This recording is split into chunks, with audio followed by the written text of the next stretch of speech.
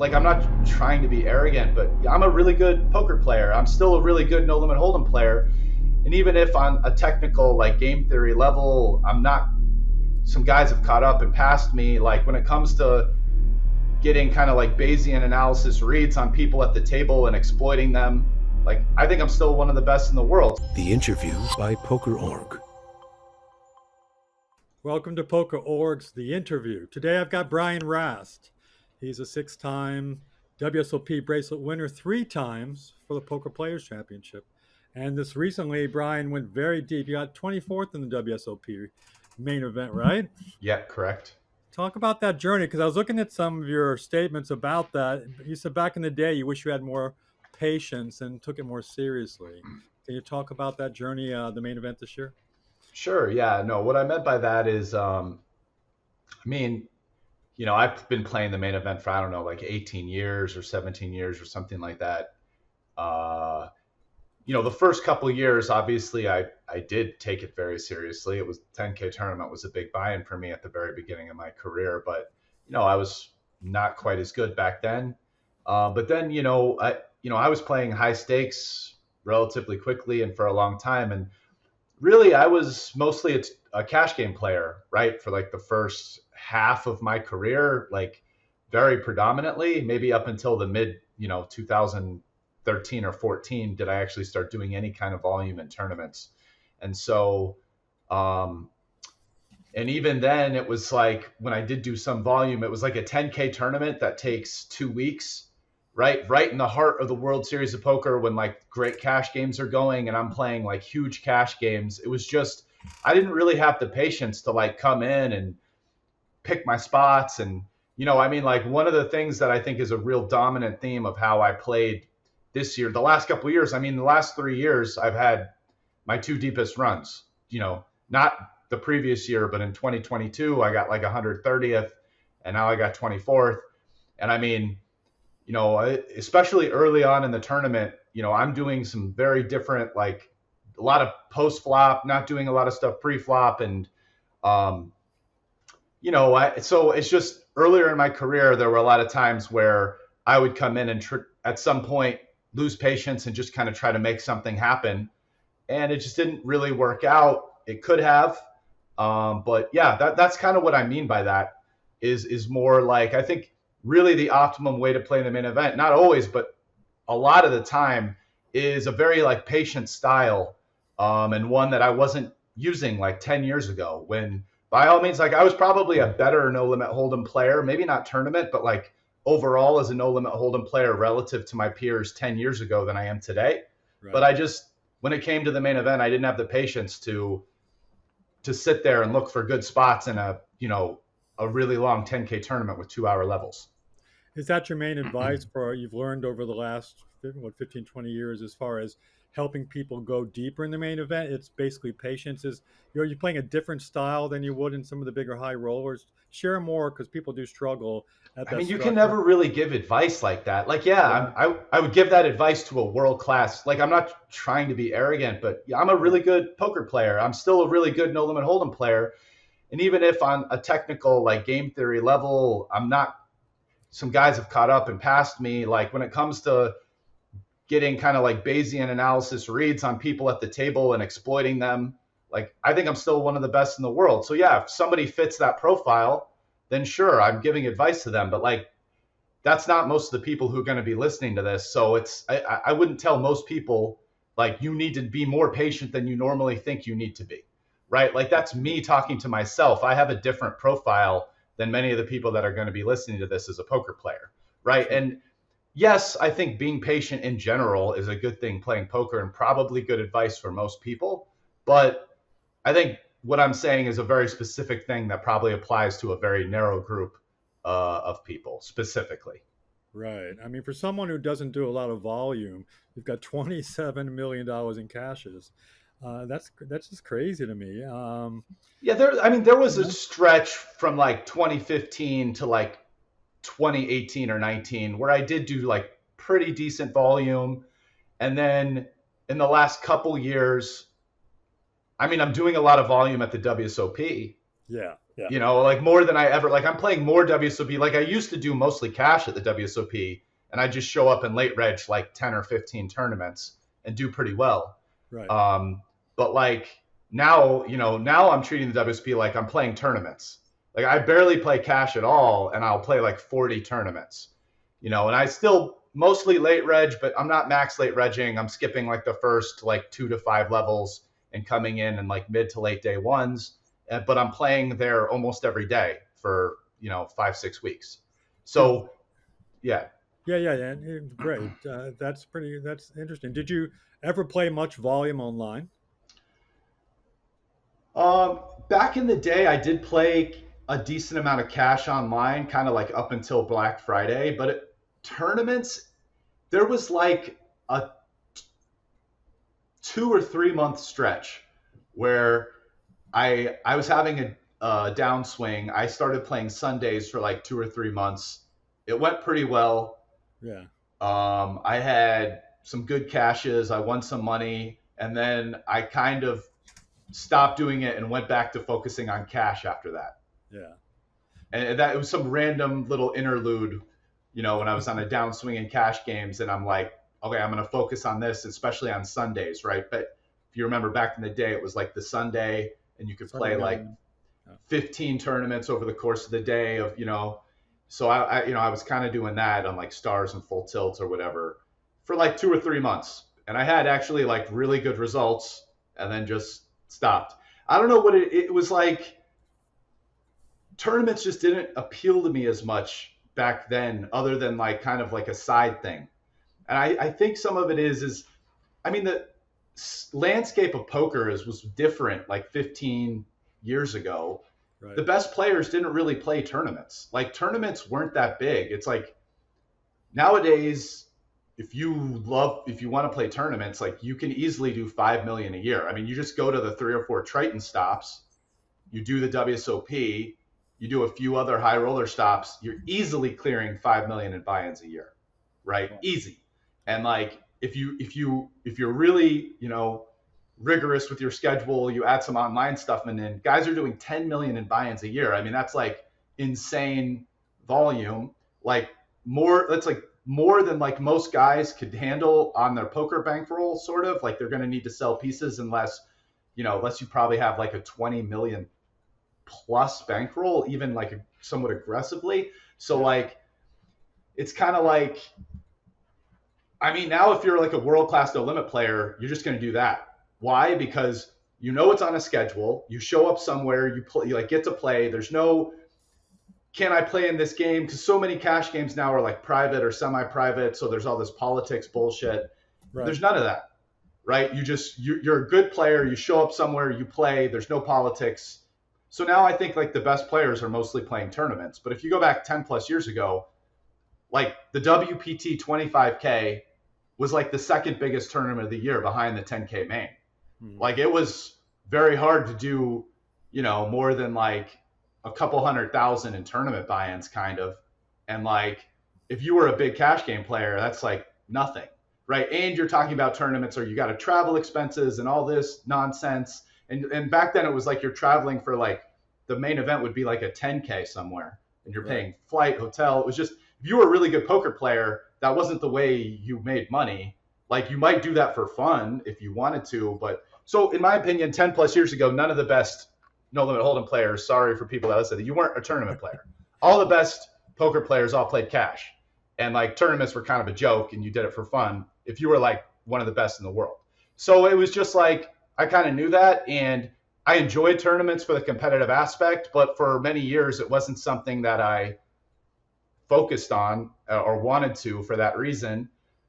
You know, over time things changed, and then like the way I approach poker totally shifted during COVID. Like unlike many poker players, I just mostly took COVID off for like over a year. It was this massive break. I had never played that little poker since I started playing, including when I was in college. Wow. Like, so I had just never played that little poker before. And then it's like coming back from COVID, I felt just totally different. And I've kind of been, let's call it like a part-time player since COVID, where I go through stretches of playing a lot and then stretches where I won't play at all for like a month. So it's kind of like my poker life nowadays. And, but I still love the game. No, Yeah. you put the work in to be able to do that because we talked yesterday for a few minutes about you traveling here, traveling to Rio, where your wife is from, that area, correct? Yeah. Can you talk about how you shifted to be so playing at such a high level of from cash games over to tournaments because they're two different animals, Sure. and sometimes you don't see the crossover from some of the players. Patrick Antonius has done it very well at times. Can you talk a bit about how you changed your mindset, how you approach the tournaments after being so entrenched in cash games? Well, yeah, there were a couple moments where, you even asked about one that I alluded to. That stretch where I played a lot of tournaments for like 3 months online. That helped. I read some tournament books like that was a long time ago. So it was like Dan Harrington's Yeah. tournament books and stuff and talked to Sure. like one or two guys. So, I made some headway in how I'm thinking about playing tournaments back then, like flow of chips at the table, ICM like wasn't really something I was thinking about that long ago, but whatever. And then, there was a stretch when I started to get into tournaments again in the mid like 2014-ish. That was a lot of that was based on Kerry Katz started this tournament series, this high roller tournament series that would go like every month or two. There'd be like 3, 4, 5 days in a row of tournaments. Right. You do it at the Bellagio and then at the Aria. Now there's the Poker Go studio. But that all evolved out of a more informal thing that Kerry Katz started. That started my like second wave and kind of how I've gotten more into tournaments because it's never really stopped since then. And when I did that, one of the biggest things I did to study was when I would travel, I started playing like hyper sit and goes. And I was playing like the biggest ones on like stars, like the 500 or 1K buy-ins. Like Right. one of the guys who's a great tournament player today, who actually was one of the big players in that game, was like Daniel Dvoris, for example. Like I remember playing with him. And I don't know, I don't think I even got 1,000 in volume. But what I did is I would just play them when I would travel occasionally, pretty regularly. And then I would like, the reason why I liked hyper sit and goes is they very quickly got short and you got in a lot of push fold situations. Mm-hmm. And I liked push fold because it was very easy to run them in like I forget which one, if it was like HRC, but like one of those ICM calculators. And Yeah. doing push fold, it would just like when you put in the inputs, it just would like quickly run it. Whereas it was a lot more complicated if it was like raise 3-bet. You know what I'm saying? Like Yeah. that was a much more complicated spot. So the hypers made it so I could get push fold scenarios, run them in an ICM calculator and see the effects on like what the pushing ranges and the calling ranges would be in spots. And it allowed me to kind of learn ICM on the fly. And, I actually, I won in those sit and goes. I probably played like 700 or 800 of them. I was winning in those games, which was cool. And it helped me learn ICM. And I pretty much had good tournament. I came from a cash game background, so a lot of the post flop stuff, I felt like, especially back then, I was like much better post flop than a lot of the tournament guys. But pre flop is super important in the tournament game, and I had to get in reps learning like, okay, how do I play 10, 15, 20, 30 big blind stacks? And back then, it's like nowadays you can just go find like a pre-flop solver that tells Right. you like exactly how to play all those spots from a GTO perspective. And back then it kind of that wasn't available, so I pretty much was just learning stuff on the fly by reps, right? And maybe talking to people about once you got down to 15 or 10 big blinds, like pushing, shove ranges and whatever. But yeah, so that was kind of like, and obviously the push fold stuff from online helped. So that was like the second moment where I like kind of was learning stuff about tournaments. And then I think since 2014 or so, I think that's the moment in my career where you can start to say like I became both a cash game and a tournament player in terms of my volume. And I would say in the last since COVID, I play more tournaments than cash now. And that's mostly because I probably play about as many tournaments as I did before, but I just don't play cash very much anymore. Right. Yeah. Well, that was about the time, obviously. So back in the day, everybody's talking the push fold charts. I remember a net 15, and she came up. They're always talking about playing the sit and go tournaments, the 180s on PokerStars, remember, and getting really good at that. Those players really excelled in the future of tournament poker as solvers came about. Talk a bit about, because you had a big score in 2015, the Super High Roller Bowl. I think you were heads up with Scott Seaver, right, for 7.5 million. Is that Yeah. correct? Talk a bit about that game, and that was one of the biggest first prizes in a long time at that time. I think 2015 kind of marks like that sort of area, a pretty sweet spot for like my no limit hold'em tournament game. I feel like 2015 is sort of right before solvers had really come Right. out. Truth be told, I don't want to say like, oh, I didn't download PO Solver when it became available and I wasn't familiar with, sure, right? But I really didn't study very much. So really the solver era for many years was kind of like a bunch of other poker players who were up there working very hard and in my opinion catching up and passing me. But 2015 is kind of like right before that had really happened. Right. So, obviously me winning the biggest buy-in tournament of the year there's a lot of luck. But I do think it does happen to coincide with a moment where, my no limit hold'em tournament EV was like quite high relative to the field. I felt really good in no limit hold'em tournaments, which as the years progressed from there, if you go to like 2017, 2018, there'd be moments where I would sometimes be at certain tables and all of a sudden these guys like Kuhn and Petrangelo, who I know have been working super hard, I'm playing and I'm like, damn, like these guys are really fucking good, Whereas like maybe back in 14 and 15, I wasn't really, I didn't feel that way when I felt great at the table, So, that was kind of, I had a great result in a year where I think my no limit hold'em tournament EV was quite high. It was awesome. I'm very fortunate. I got to win the first Super High Roller Bowl. It's a cool moment. Yep. So I actually think one of the only things that I have back in my office, I think it's like there. Trophies? Trophies No, right it's there? like the felt.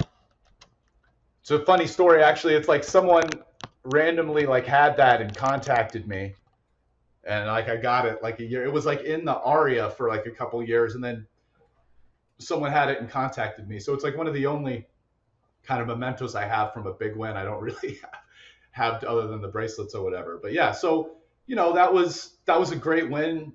It was cool. Scott's a great player. It kind of marks like right near what I'd say my relative to the field EV zenith area of my no limit hold'em.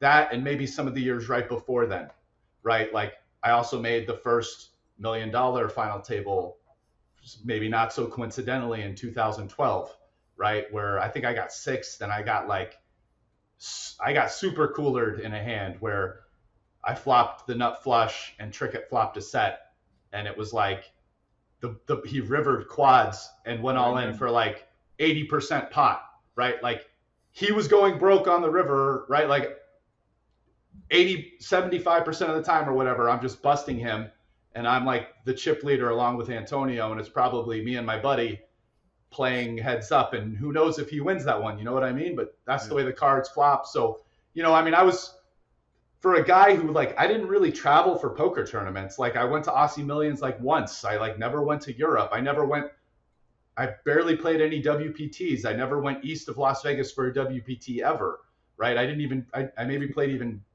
not even half of them in California. I just played stuff that came in Vegas. I won a bunch of money in tournaments. It was like a great time for me in No Limit Hold'em. I remember it very fondly.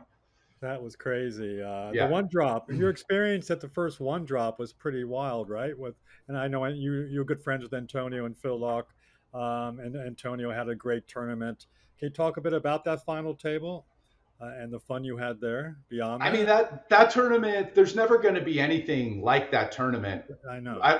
Probably because like we're talking about a time when prior to this tournament, right? Like it wasn't very long since the second biggest tournament of the year, as I said already, is that 25K WPT, where for a couple of years you got like 3 million for first. It was a big tournament, exactly. Like for people that remember back then. And then it was like, I think WPT started their like alpha series where they'd have like a couple 100Ks at some stops. But like those tournaments were very tough. They'd get like 20 people, right? They were like very small field. So there was 100Ks, but back then, but there was only a couple of them a year, and they were like super small field. You know, it wasn't like 100K at the WSOP. Now you get like 100 something people, or like Triton, 180. No, it wasn't like that at all. And wasn't nearly as many of them. They were like weird events that would barely get anybody in them, right? So it was just this moment. And then all of a sudden, Guy is like, hey, I'm doing this event for one drop and it's going to be $1 million buy-in. That was like so out of left field at the time. And then not only that, he like smashed expectations. The tournament got like 50 players or something, 48 players. Half the field were like non-serious professionals, ranging from, whether they're like serious amateurs to not so serious amateurs. So it was like one of the best fields, for the pros that managed to scrounge up $1 million. Obviously back then, like $1 million was a ton of money. It was even more money for me back then. So luckily, like I had a lot of people who believed in me and was able to sell a lot of pieces. And so I managed to get my way in thanks to people who believed, and I ended up winning money for it. But so it was just, first off the bat, it was just this amazing event that even before the final table, everyone was like, oh my God, like look at this field. It's like half of them are amateurs. How did it get 48 players? It was amazing. And then the tournament's going on, and it's like just, you're in like the craziest, biggest tournament by like 10x or more than, by like 50x that's ever happened, like kind of not counting the main a little bit, sort of in terms of total prize pool, but for a high roller tournament by like 50x, because like, you'd have these 100Ks that would get like half as many registers. This is $1 million with 48 players, right? It was insane at the time. So like, obviously just making the whole thing was electric, and just the farther you lasted, it's like, it was kind of like the feeling of like being really deep in the main, but like starting that on day one, right? It's like day one is like day 7 of the main event. And it's like that. It was like that crazy. The whole poker world's watching. It was televised, just like the main. It was a very awesome event. It was cool to be a part of, and busting that. It's like one of those. There's not very many moments in my career where it's like I feel like I can still remember exactly what happened. I just remember the feeling, and the board paired, and he like took his time, went all in. I like snapped him. And it's like, there's this weird moment where it's like, I'm turn over my hand expecting to win. You like realize after a couple seconds that you don't win. I can still remember, it's like that feeling like, oh man, I guess I'm not going to be having fun with these chips at this table with everyone anymore. You're just like looking for something to do. So I start like moving the stacks of chips unnecessarily into the middle. Like no one else is going to do that for me, like shaking people's hand. It's when those moments get kind of like, very few of them, but that one's just etched in my brain. Like, oh man, quads. Okay, Sam, nice hand, brother. Yeah. No, I watched that event. That was crazy. That was crazy. What was the first year again that you won the Players Championship? That was the year before, in 2011. So tell me about then the evolution, because I'm always curious about, because my background is mainly studying strategy and doing that for many years, talking to players. That last time I talked to you was 10 years ago about it, but about, obviously you've talked about no limit hold'em and being one of the best in the world. Talk a bit about your evolution of your mixed game. I mean, how did you approach the mixed games and become so good at everything across the board to be able to win the championship 3 times? I mean, I see how excited Daniel's always wanted that title, and he won it this year. It was very exciting for everybody to watch, but you've won it 3 times, you and Mizrachi. Talk a bit about the mixed games and how you approached learning those. Sure. So I just guess I'd start by saying, like, I'm kind of like a curious person, and that curiosity has always driven me. Like, one of the things that I've realized very early on is like one of the things that keeps me stimulated in poker is kind of, it's not like just executing a rote strategy that I already know. It's thinking curiously about how to play. It's always made it kind of fun for me in situations where, I'm playing a new game. Like, as long as I felt like, I'm not playing a new game with people that are all amazing at this game and I'm just going to get smashed. Like, I love that. right? Like, oh, we're all playing a new game none of us have played before. Like, I've done that a bunch in my poker career and usually done pretty well, like coming up with the new strategies on the fly and like how I'm supposed to play this and what are you doing here? So because of that, I started PLO a bit sooner than other no limit guys did, added that to my repertoire. And then what happened is at some point, I knew there was the big mixed game in Bobby's room. So I knew there was kind of like, I lived in Vegas. I knew there's kind of like an end point to this for, oh, hey, if I get good at mix, like maybe I can play this game. And then it was kind of like stuff would go on full tilt before Black Friday when I still played on there. There were a few times when I'd just be sitting around at home and maybe the game would look a little soft because another no limit guy like Durr or someone else who wasn't really a mixed game player, kind of like me, would be playing. And so I'd play it a little bit then online, which I'm sure other people probably thought was, juicy back in the day too. And then sometimes like at Bellagio, there'd be like a 100, 200 or 200, 400 like mixed game that would go in the high limit area. And sometimes if there wasn't like something good going, I'd play that. And that was right around the time in the year or two before I probably played the Poker Players Championship. Okay. I didn't really do much studying at all. Like my studying was pretty much, I maybe would talk to a few hands with a buddy of mine, Keith Gibson, who had kind of started playing mix a little bit at the time as well. And there was this thing called Pro Poker Tools that had like probability calculator, and you could like do stuff like put in multiple hands or a range a little, like it was, you could do some kind of not super in depth, but interesting stuff with that. And like, I would sometimes use that to just put in the odds for a spot and like think about what that meant, right? Like, okay, if the odds of the hand winning are this, like how should I play this hand at this point, whatever. And that was basically it. And I just like mostly trial by fire. And I jumped in, and by the time that Poker Players Championship came around, to like circle back, I had some experience, and it probably was like, I was probably better than most of the people in the field thought I was at some of the mixed games, at least like Limit Hold'em and Limit Omaha 8 or better and whatever, and competent enough in some of the other ones to like just play tight and solid for the most part. And then I think I had like a massive edge in that field in no limit and PLO.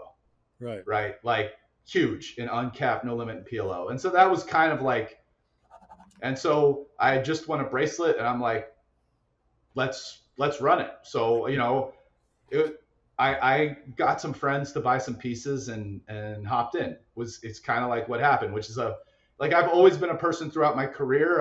I'm love taking on challenges, take on risk. I'm not like what I would say is that when it comes to like overall bankroll management, I'm somewhat careful, and like I've never gone broke in my career but like I'm definitely willing to take risks, right? Like, especially, I can sell some pieces here or there, hop in something that's big.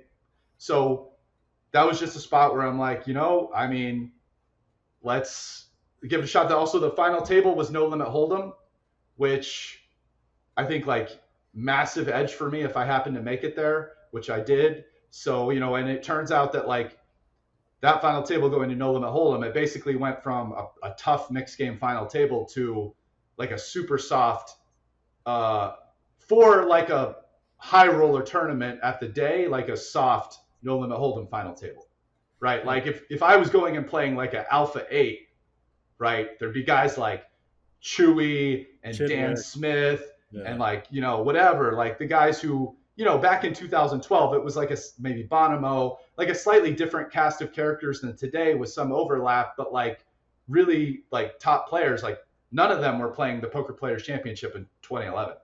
Right. Like, so, it's like if I make it to the final table, I have like a huge, I'm sorry, Phil Hellmuth, but I'm the best no limit hold'em player at that final table, in my opinion. Right. Yeah, of course. So so it's a good spot. And the thing is, it's like throughout the tournament, I kind of think like, I'm not trying to say I was one of the best overall mixed game players. I definitely wasn't, but I was probably a little bit better than people gave me credit for, and could kind of hold my own and knew kind of which games I'm like, back in the day in 2011, I was a horrible up card game player. So I'm just in like stud high and stud 8 and Raz. It's just like, okay, just don't step out of line. Just like play solid, get through these games, and then, do my work in the rest for the most part. But yeah. Yeah, it feels like some of you guys and ladies that are really good at all the games, it's sort of like learning a new language. We all know some people that just pick up languages easy, right? They speak like 6 languages. And I remember one time I did the first cover story on Patrick back in the day, and I interviewed Barry Greenstein. And, Patrick would sit in the games and not know how to play the game because Patrick started with PLO and then did no limit hold'em. And he didn't know how to play the games, but he learned so fast because of his mind. And Barry was just impressed how Patrick could pick up these mixed games and the Bellagio cash games so fast. It sounds like you have a similar brain to the way things work in there, as far as putting it all together, the pieces.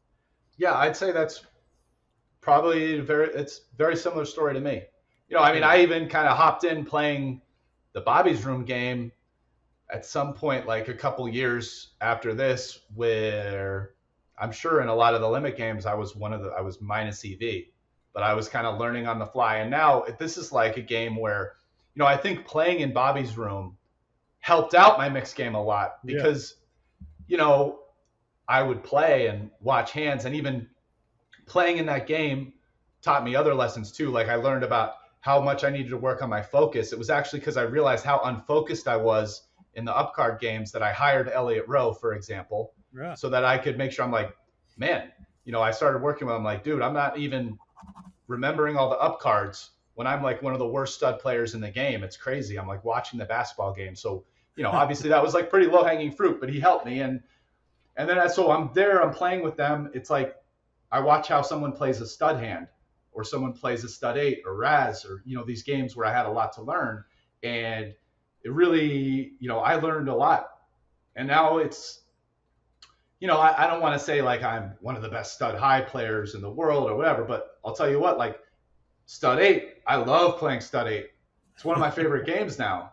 Like, even Raz, like I like Raz a lot. So especially, like 6-handed plus when there's a bunch of dead cards, I love those games. And I just almost feel like just the way that I've approached poker, I've gotten to a point where my specialty today is that I'm a generalist. Like you put me at different tables, and at this one table maybe has some big bet players. It's like, yeah, the upcard games will be my favorite games. Put me at another game full of mixed game players, and yeah, it's like no limit and PLO and, no limit deuce. So it just, I think my brain kind of works the same way, probably similar to what you said with Patrick. And I just picked up games very quickly. And that was, I think one of the things too, is you have to realize is you have to do like what's fun for you, right? Like doing what was fun, like having fun playing is what keeps it fresh to do the same thing, like day after day, week after week, month after month, year after year. And so for me, like that was just one of the things that kept it fresh. It's like, oh, I'm learning this new game and this, okay, how should I play? And that kept it fun. And so, it helped me get to where I was. And even in times where it kind of helped, because I went through a mode where I'm like, man, I don't really want to study like solver theory and like whatever for no limit hold'em. And so I kind of like moved over and refocused. I'm just going to play mix and think really hard about how I'm supposed to play. And I kind of kept that part of poker where, like, my favorite thing with poker, it's changed a little bit, and I've started to appreciate studying and talking about theory and applying that to my game. And my no limit hold'em game has made some improvements in the last year or two for that reason. But my favorite part of poker isn't really that. My favorite part is you just play hands, and you sit there and I think really hard about hands that I've played, about what does this mean about how I'm supposed to play my range here and my opponent, and what is he doing? Is there a way I can exploit it? And so it's like having all these thoughts just like go through my head, and it's like playing. And this is one reason why ever since the beginning of my career, live play has always appealed to me, because when you play live, you have time, right? You have time in between hands when the dealing, and you're not in a hand, and you don't need to watch this hand for whatever reason to just think. And so it's like some of my time at the table would be like my study time, where I'm actually sitting there thinking about hands that I just played. I'm like, how I should play them, and if I did play them right, and what, how my opponent's playing, and how to exploit that, and whatever. So, that's kind of my favorite part, and getting into mix just helped me keep doing that for longer. Yeah, I mean the nostalgia. Talk about it just a few minutes about the nostalgia of those times. That when I was lucky enough to do the first cover on Patrick, I was at the Bellagio Games, and Patrick allowed me to sit in. So I'm walking in the room, sitting behind Patrick, and you played probably with Doyle and Gus and Greenstein and all these great players. Can you talk a bit about maybe what you learned the most from like Barry or from Doyle and watching those guys play who've been playing 30 years more than you? Those experiences in that room? Yeah, like I would say with Doyle, I mean, Doyle was an amazing Raz player. So definitely playing with Doyle. I didn't play as much with Barry as some of the other guys you just mentioned, but Doyle, like 100%, even, because I was playing with him and Doyle was in his 80s for some of it, Wow. before he stopped, and, rest in peace, Doyle Brunson. But like, I mean, even like first, one thing that was remarkable about him is, I played with a lot of people that are in their 70s or 80s by now at this, and usually people aren't probably as sharp then as they maybe were when they were 50 or 40. And I'm sure Doyle probably wasn't. But I've made this joke at the poker table before. I'm like, Doyle, how damn good were you when you were 40 years old, brother? Because it's like you play pretty damn good at 80, 84 or whatever when he was still playing in Bobby's room sometimes. So it's like I definitely learned a lot. Like Raz was one of Doyle's best games for sure. So I've learned a lot, like watching him play Raz, especially. A lot of like John Hennigan, John, yep. stud high, amazing stud high player. David Oppenheim, like limit hold'em. So Raz Oppenheim is an amazing Raz player as well. So Hennigan, like stud eight. John Monet, stud eight, like Ray Decargani, like 08. So, a lot of these guys, and a lot of them are great at other, especially this crew that I just mentioned, limit games. That's kind of why I'm mentioning them, because truth be told, I didn't really learn anything other than how to exploit these guys at No Limit Hold'em and PLO when I played in Bobby's room. Yeah. Okay, like when I first started playing in Bobby's room, it was like so crazy. So what would happen? Let me just give you an example. I wouldn't do it when it would be 7-handed, but when it would be 5 or 6-handed in PLO, let's say we're playing 1500 3K, right? The big blind would be like 1500 and the cap would be like 60 or something, or let's say the big blind would be no. The cap would be 30K and the big blind would be like 800 or whatever. I'm just going to give an example. Let's say the big blind's 1000. It'd be a 40 big blind cap. It'd be 40K cap. That's probably 2 and 4K. So we'll go with that. I would straddle in PLO when it would be 5 or 6-handed in like 90% of the lineups for 2K dead, and it increases the cap to 60K.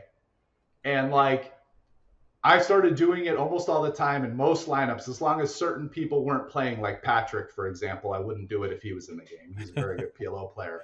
But like it got to the point where these guys realized I was probably plus EV straddling and were like complaining about me straddling. I've literally never seen that. Like, are you allowed to do that? Or like they wouldn't want to sit to my right because they didn't want, they'd want to move if like, because in PLO I would like straddle and, they don't want to straddle on their big blind. It was like hilarious. So yeah, I wasn't really learning much about how to play PLO back in 2015 at Bobby's room, but like almost all the limit games, it was like this awesome crash course as I was there, like watching really like a lot the best mixed game players in the world just like play hands and getting to like learn on the fly, like watching. And it helped my game out immensely. And, when I first started playing in Bobby's room, I don't know if I was plus EV or not, but like I was in there, I did fine. And then pretty quickly I started winning. And it's because it was like I have this huge edge in like 2 games. And in the other games, I was kind of like learning super quick on the fly. So, yeah, it was pretty sweet. No, growing up, I did the same with golf. I always wanted to play with the better players, even if I lost money when I was 14 or 15, playing with the better players, playing a dollar hole, whatever it was, with Yeah. their allowance back then. You're learning something, and then 2 years later, I was beating them. It's sort of like you. What a great school of and amazing players you got to be with during that time period. But you did bring up somebody that I've only worked with once or twice and picked his brain for a few articles. But Elliot, can you tell me some of what how he assisted your growth and how it transferred in poker and also over into your life? He's Sure. an Yeah. Elliot, amazing person. he's a, he's like a hypnotherapist slash kind of like life coach. And, um, I mean, the two people that have helped me the most with this kind of thing are my wife. I just want to give her some props as well.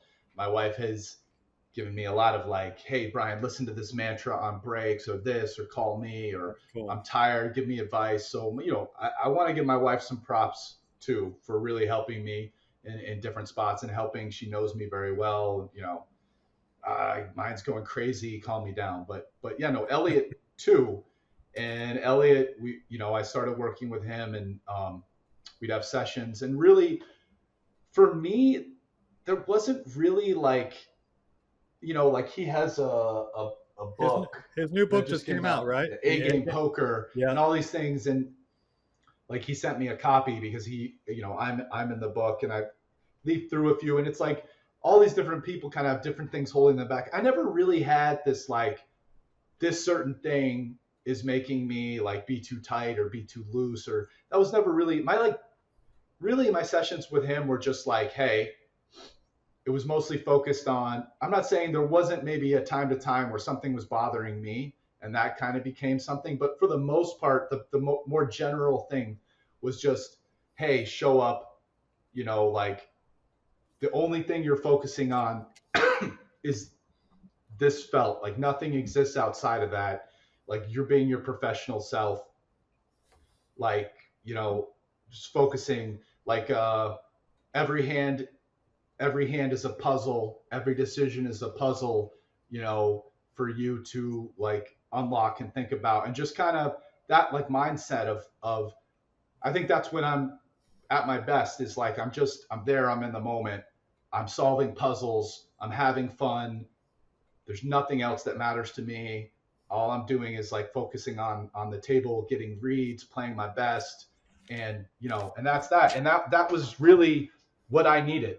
It's because it's my biggest problem was kind of just getting bored and distracted and not focusing while I'm Yeah. playing. So it's just maintaining that mindset. I never really had a big thing holding me back, sort of mentally, from like I got very good at like, from just like trusting myself, like if this is the play that you think is the best, you execute it. And I was kind of able, like, I didn't really need help with that, which I think a lot of people do. So for me, it was more just focusing, having fun, solving puzzles. Does do you have a pre-game routine for whether it be a big tournament or a big cash game that you make sure you're walking grounded and centered? Do you meditate? Just curious. Not really. Yeah. I do have some daily routines about something I have. Oftentimes when I wake up, I have my coffee mix, I do this. I try to work out pretty regularly, certain things like that. But I don't have a specific, you know, uh, pre-game routine before I go play. It's just mostly, I've learned that I try to take care of myself, try to be healthy, try to exercise is really important, especially during tournament series if I can fit it in. Good sleep, sleep is super important for mental function. So really mostly just trying to take care of myself so that I'm uh, well rested, eating right, like not eating too much here or there or too little, you know, good nutrition, Right.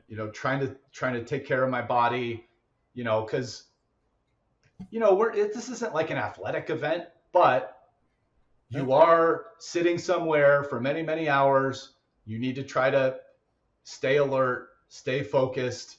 So I have found that I would never, whether I'm in good shape or in bad shape, for me, I would never say like I'm I'm athletically whatever. But when I am working out, I'm taking better care of myself, I'm a little bit less fat on the belly or what, whatever, I think I play better. Of And course. when I'm more fat, like not working out, whatever, it's like the lethargy or this, I feel like I play a little worse. So I have found over the years, me exercising and taking care of myself does seem to have a positive impact on my performance at the table. And so, in addition to just it being good for me, for my health and for my life, it's good for my job. So I try to exercise regularly, so that also. No, I've always noticed that about you. I was curious 'cause I think I read something about you had to work on being present. Is there one key? I remember for me it was golf. There's one key in my head before I swing because so a lot of golfers when they learn they're trying to think about 20 different things in their head when they're swinging a club. After playing so many years, I just had one swing key. Is there one thing that sort of locks you in to be present when you notice yourself being distracted at the table?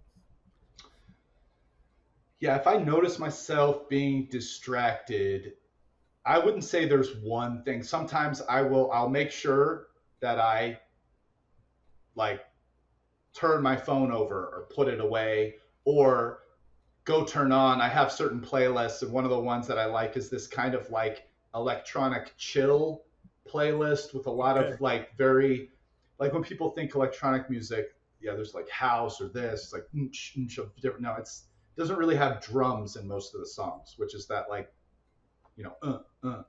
It's more like chill kind Right. of vibe, electronic music. Might even be sort of similar to what you think of like when you're getting a massage, kind of. So like that's a playlist I go to a lot when I want to focus. But really, the truth is that I find I've gotten to a place where, nowadays it's like once I get to day 2 of a tournament, I'm usually able to show up and just naturally be pretty locked in. Day 1 for me can be a little bit of a mixed bag, which is in part intentional. Just because, like, let's say I'm doing the WSOP, I'm doing 50, 40, 40, 50 straight days of playing poker. Day 1 is the least important day. So unless it's a really big tournament buy-in or something, I show up, I late reg, so I'm not playing a long day. And some of that is also so that, let's say I show up and I play the last 3 hours of day 1 or 4 hours. I Right. try to keep it under 5 hours. Because one of the things I found that was even reinforced this summer, if I'm playing 8 hours of poker on day 1, usually by the end of that day, I start talking with people at the table and this and unfocused and maybe not playing, maybe not every hand is A game poker at that point. And so I just realistically speaking, day 1, even of 10Ks or whatever, I'm like 5 hours or less at the table, try to come in, take it pretty seriously. Like if I'm playing B game poker on day 1, I'm sort of okay with it. And then it's like starting on day 2, whatever, whether it's a 1500 or whatever it is, I'm usually good at showing up and being like pretty locked in. Right. Focus, chill music's on. I'm not really talking to people. I'm watching hands and I'm into it because day 2 is on like every tournament, the WSOP or whatever. You're like, more than half the people are out. You're playing, it's the ICM part starts. You're playing down to the bubble, interesting poker, bubble poker in the money. So it's like usually that's just enough to kind of get me going. And it's even almost one of the reasons why I've started gravitating more to tournaments is like, I like that feeling of, wow, I really give a shit right now. And I want to, like, I'm trying to play good, right? Like, that's part of the enjoyable part about poker is being in that like flow competitive state. And it's like, you're one of the best in the world at this. Let's play like it, Yeah. right? Like, let's show up and take this seriously. And so tournaments, once I get to day 2 and whatever, help me do that more than even cash games do for the most part. So, actually, interestingly enough, I have played in this cash game for the last month after the WSOP here in Vegas. It's a very fun mixed game with some guys at Resorts World with like 14 games in the mix and a really like Wow. enjoyable group of guys. And like when people take bathroom breaks, we play like Taiwanese poker and like, so it's fun. I'm kind of not like, oh, hey, I'm just trying to play A game poker all the time and be super focused. I go in and out of it and I'm good with that. or, I've gone up and played in, a couple private games here or there, like, and whatever. And so I'm a very, very part-time, you know, cash game player nowadays, but I'm good with that because for me, it's like the competitiveness of the tournament. Right. It helps me, really latch on to the like, okay, I'm trying to play my A game right now and play my best. And that's part of like when I enjoy poker the most, sort of, is like when I'm doing that. Yeah. And tournaments kind of let me do that more nowadays. And so I've gravitated towards playing more tournaments. But, I'm not on a like Chidwick type schedule. Like Chidwick is like going here and there, and playing tournaments all the time. I'm more like, okay, WSOP, okay, oh, there's a Poker Go Studio thing in Vegas this month, or, that type of deal. Yeah. I mean, I meant to mention in the beginning, in 2000, and I really enjoyed what you shared at WSOP with Jack. You were honored with the Poker Hall of Fame in 2023, and I wanted to read something your quote. I am very pleased to receive this recognition for the work I put into my craft during my entire poker life. I'm deeply honored to be chosen for this award. And I looked at it like, as a former actor back in the day and playing golf, these things, the way you approach this like an artist, it seems, with your poker. You said the word craft. I don't hear that a lot from poker players, So it was really a really beautiful way you put that. And also I think you're a proponent for bringing more people than one person a year, am I wrong, into the Hall of Fame. Because it's just one a year. There's so many people that we all recognize as great players, people like Matt Savage also in the industry that deserve these honors. And talk a bit about that and your feeling of receiving that award and respect from your peers. Sure. I'll do the first one thing you said first, and then I'll get to the Hall of Fame structural stuff. But so for me personally, it's like, for the most part, I'm a person who I'm like pretty independent, and I don't care too much what people think about like what I do or like my life. I'm pretty good with that. But when it comes to poker, this is the thing that I've worked the most on in my life, right? I mean, like the two things I'd say at this point would be like poker and then my relationship with my wife. We've been together for almost 15 years now. So, but poker has been like 20. And there was the time before I met my wife, when I was a young single guy, I was working insane hours because as like a, whatever, like someone like very slightly on the Asperger spectrum or whatever, was able, like I could do 80 hours a week and it wouldn't bother me. I'd sit 16 hours straight multi-tabling online, or like 30 hours from Friday till Sunday morning in the casino, because like, why wouldn't I just focus on this thing that I love doing and I'm making money at for an insane amount of time until my body says, no, you're done, bro.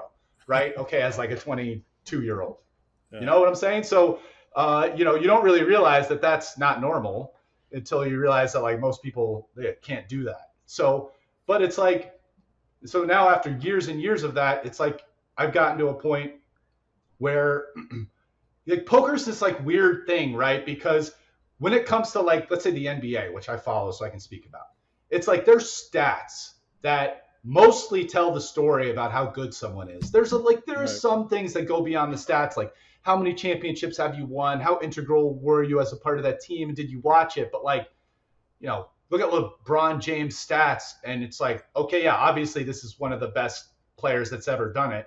Like maybe by stats, the best ever. And it's like, okay, well, maybe if we're going to take non-statistical arguments, MJ's number one because of his peak or whatever. But like it's, LeBron would be, if you were just like statistical career achievement, it's him, right? Stats actually tell like a big part of the story. Sure. Like in poker, it kind of doesn't work that way because it's like, first, there's a lot of luck in poker, especially over short-term results. It's kind of like, like not all the best players play with each other, and some people play this game or this other game. And so there's all these other factors happening with poker.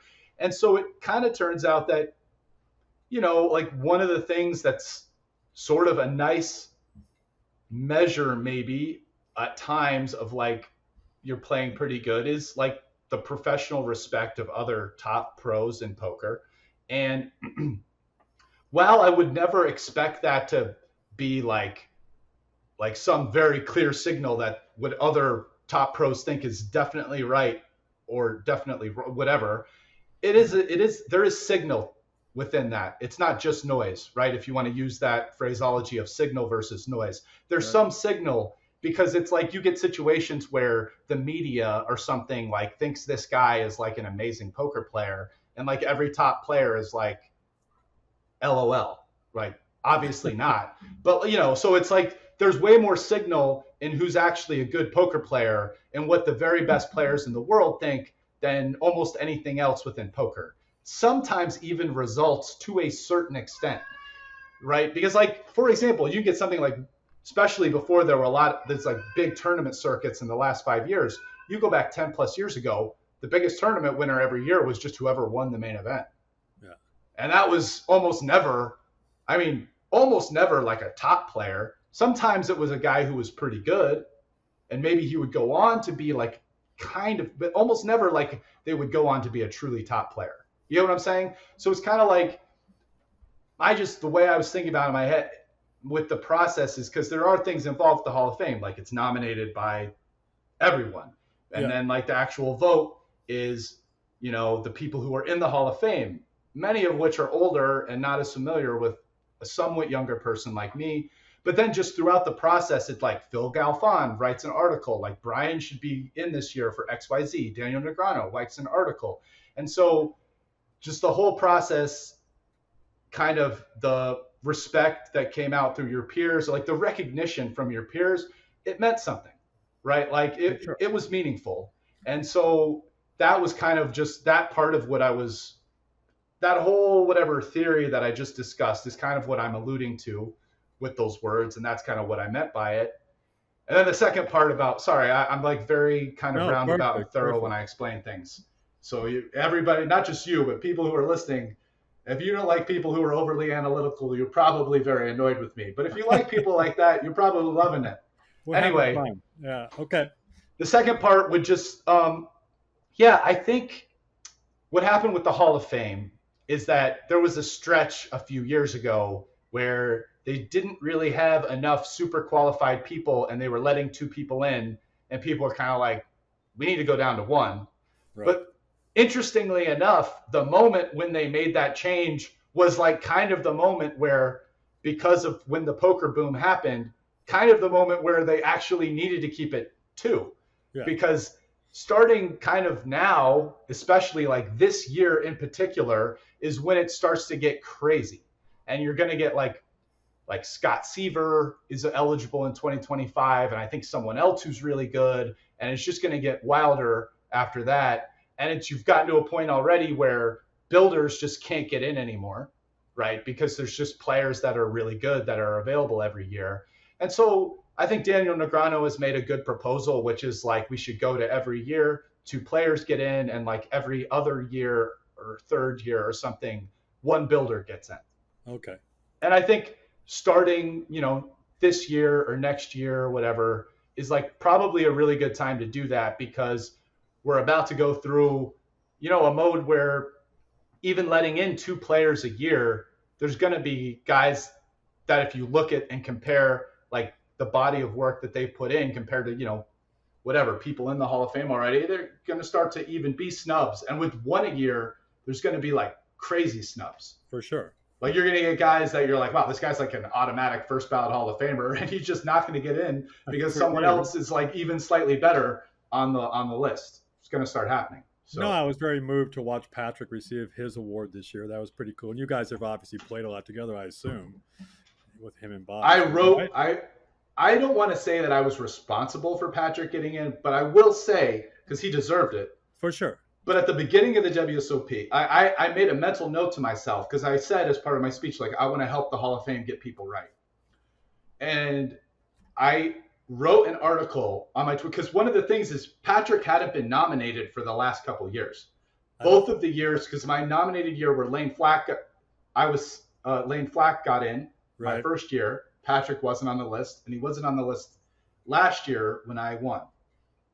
And I'm like, when he's over 40 and I found that out, I'm looking at the list, I'm kind of like, there's no way Patrick shouldn't at least be on the nomination list. So I made sure going into the WSOP, I wrote an article on my blog, which I hadn't written an article for like 2 or 3 years, and I tweeted it, and I'm like, listen, like Patrick was like the second biggest winner on Full Tilt behind Phil Ivey. He won like $17 million back in the day. And that doesn't even count, like he played on Prima Poker and other sites where he won money as well.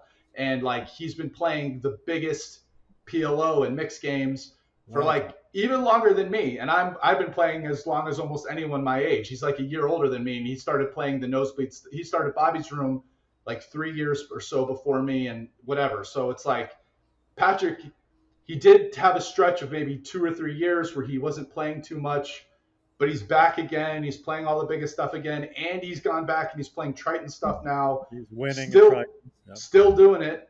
And it's like, based on the criteria, he smashes it. Like, it's insane that he's, so I wrote this thing and I'm like, you guys need to nominate him for the hall to like even vote on him, and he should clearly be a nominee. And so I wrote that and tweeted it and whatever, and he made the nomination list this year. And I voted for him. Like, I think he was the right pick this year. Yeah. And I'm happy that he won. I think he was the most deserving candidate, and I'm happy for Patrick. And I think the Hall of Fame should just try to get in the most deserving candidate every year. And if right now it's limited to one, then it's going to be tough decisions, right? Even with two, It's going to be tough, but it's going to be really tough with one. So, I'm happy for Patrick. He deserved it. I agree with you. You brought up something that I really think is important. Having talked to Sean a number of times and what his wife did for him during his weight loss period, I mean, she was the champion really behind the man. And then when Daniel's interview a month ago, he talked, two of his best advice he got in his whole poker career was from a girlfriend and his wife, from Amanda. So giving credit, talk about your relationship. I remember when you first met her, it's probably the time period after we worked together once or twice, and you were giving, and the support you got from her and the relationship, you seem happier and more grounded. And now you said you're traveling. We talked yesterday back and forth to Rio. Talk a bit about the support and having that and how that helped your game and your life a little bit. Yeah, so my wife has always been like very supportive of me playing poker. So like my wife has never understood like how, she still doesn't even really know how to play poker. She gets what's going on kind of, but like not the rules and whatever, which I'm happy with. I don't want my wife to gamble really. Yeah. I mean, it's like, I think sometimes it's, if she made it like a serious passion, but sometimes it's like you get people in your family gambling, it just turns into a bad habit kind of for a lot of people. So I'm happy with that. Also, it's like, I don't really want to be talking to my wife about poker stuff. If I want to do that, I have other people, my wife's, other life. So, but she has known from day one, it's like, poker's my work. It's like, it's very supportive of me going and doing my job. And also kind of like, okay, poker's really stressful, right? It is. There's a lot of stresses involved with it. So, she has really tried to kind of like be, I don't know, like, I don't want to call like a therapist, sort of. That's like maybe too strong, but like a mini therapist, like just, you're like frustrated about this or that. And there'll be times where it's like, okay, Brian, so, like this summer, like this was, you asked me about a routine. So the year that I won the Super High Roller Bowl, that summer, I don't know if it was, there was this mantra that like, it's like not in English, it's in Portuguese, where it's like Santa Sarah de Cali. It's like a saint. And it's about her. And she had me listening to this, and especially for the Super High Roller, she's like, Brian, on breaks, I don't want you to talk to anyone. Now, she wouldn't really explain why. She just give me these like directives. Like, I don't want you to talk to anyone on break. I want you to go be by yourself, listen to the mantra, like think, meditate, whatever. And so, I'm just like, okay, baby. And so I I just, love you know, that. do what my wife says. And so I just think like when it comes to stuff like that, my wife has just been very supportive and helpful. And, you know, like even with certain things like giving me space when I need it, because sometimes what I need when I'm grinding poker is it's kind of weird. It's just like I need to be in my own space. Yeah. Like it's a very kind of individual, and I'm in my thoughts, and you know, so yeah. I mean, it's just our through our relationship. That's one thing that I think my wife has always been awesome. And that's just been like supporting me with poker, with kind of like what I need. And sometimes that's just letting me go and not bothering me. And other times it's like giving me little suggestions about, you know, maybe how to be a little bit more focused or centered or whatever. Yeah, well, she knows you the best. Let's Yeah. go just a couple more things. We had so fun talking about one subject. I'm saving till the end, and you know what it is.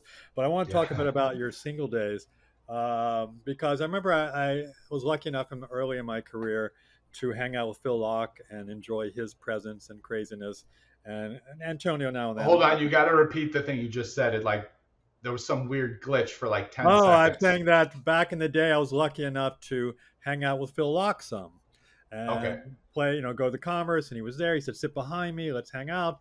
And I think it was the year Jamie won the World Series, and I'd maybe been riding for a few years. He said, we would train every morning. We would get up. He wanted to get in shape. So I meet him at the gym over there, wherever he was staying with Jennifer, and work out together. I mean, he's a wonderful person and a lot of fun to be around. So I remember sometimes they go, "Oh, we're going to go hang out with Rast. We're going to go have fun. We're going to." It was in LA somewhere. You guys are going to hang out. You said that actually they were a bit of a mentor towards you in a way. Talk a bit about your relationship with those two guys, and they were both, quite different players, but very successful in their own right. Can you share a bit about your relationship with those two guys? Sure. And sorry. No, that's okay. I just Okay. said just want to hear more about that fun because Antonio's now got a family, very grounded and very successful in his own way and loving his life. So just curious. I would I would say for the word mentor applies a little bit more to like Phil. Okay. Okay, so Phil Locke, Antonio and I are pretty close in age. He's like a year or two older than me. Phil's older than both of us. Phil, you know, comes from like experienced like gambling life, was a backgammon player that got into poker, and you Yeah. know, Phil, we didn't talk a lot of poker, but he would just drop random kind of gambling stories about this. Oh, I'm doing this, and you know, and then about when he was playing gammon with this guy, and you know, then the point of the story ends up being like, you know, when the fishing is good, you catch as much fish as you can because, you know, the berry patch doesn't stay that way forever, right? The idea being like when the going's good, you hit it and work Yeah. because sooner or later it stops being that way, right? And like an application of that would have been like Macau back in the day, right? Stuff. So Phil, as a mentor, would just always drop little or like, you know, oh, the Kelly criteria and this about how to like size your bets. And so not really as a poker player at all, but more as just like a gambling senior. Phil was definitely like a mentor to me and like how to think about gambling. Like, how am I approaching my life as a professional gambler? And Okay. to be fair, even though poker's obviously by far the thing that I've done the most, I have been a professional gambler. I've made money betting on bikes, I've made money betting on a lot of things in my career. And so, like, you know, and one of the, and I've learned to trust myself, and I would say, and to kind of transition over to Antonio. Antonio was never really like a mentor for me. He was more like kind of like my frat buddy. Like I wasn't in a frat in college, like or whatever, but I came and I lived in Panorama Towers, and so did Antonio. Yeah. And Antonio was like, we were very kind of different people. Like I'm kind of a very introverted or private person. I keep to myself. I need my alone time. You know, I was more serious about poker when I met him than maybe he was, even though he was pretty serious, but I was just playing a lot. And Antonio was definitely partying and going out. He'd have like always someone was living in his spare bedroom because he like hated being alone. He needed somebody at his place.